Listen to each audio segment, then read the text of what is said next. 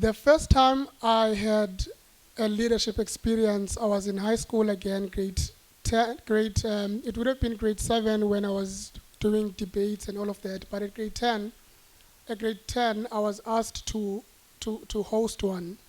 I was in Joburg, in Maritzburg. And we were at grade 10 discussing and debating with grade 12s. And I'd hosted the debate, and we won.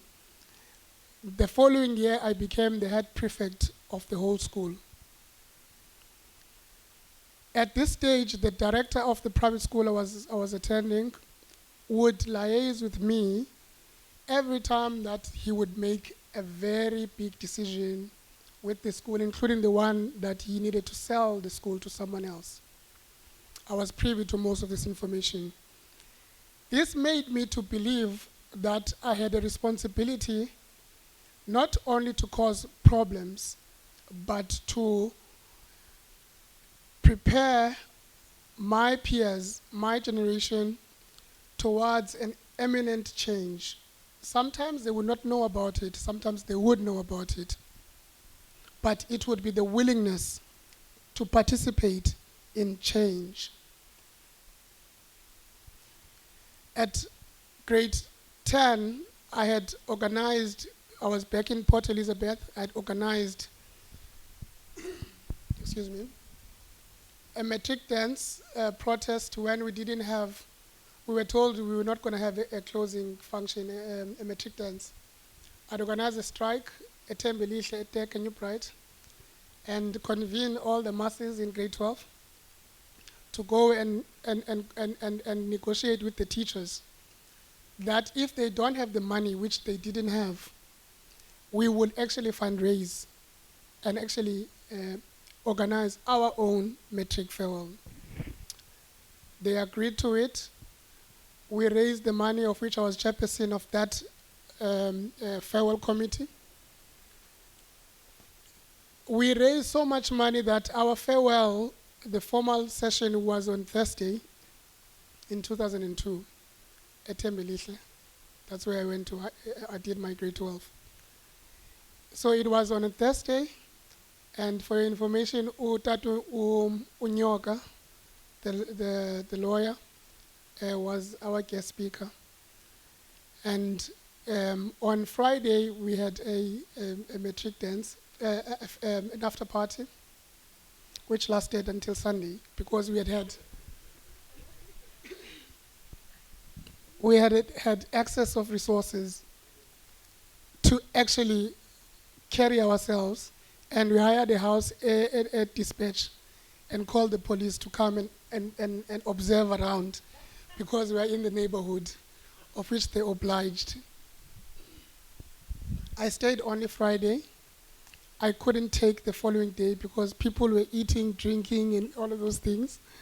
I left the organizers to take on the leadership. I had to study for my exams, and I left. I'm telling you, my thinking around the issue of leadership, it's not from the premise of written text. It's from a context that requires one person to stand up and start organizing for purposes that serves everyone, more than just you. I'm not going to go and list everything that has happened, but when we got to the university, we had struggled to actually get into the university, to stay in the university. We had had times where our peers would not even eat for 5 days. There's one guy that I always say, Uvusi, who complained cheerfully on a Friday afternoon that he had a test at 6 p.m., at 5 p.m., but he had last had a meal on Monday.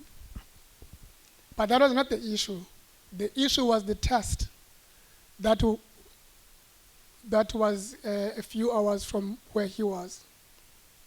So you learn to share from the nothing that you have with everyone else who's around you. Because once you think the resources that you have as a leader are yours and only yours,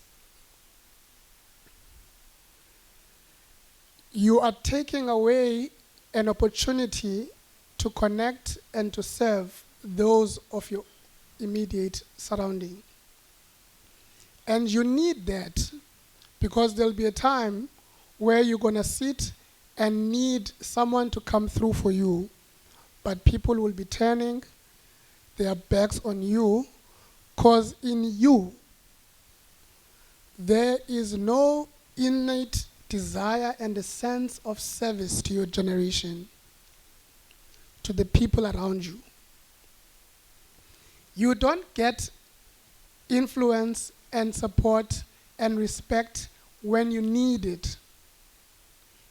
You acquire it through your daily living and the way you interact to each other. And because of that, we are willing to move mountains, because Uluzugu needs this one thing today, and I can't afford not to assist Uluzugu.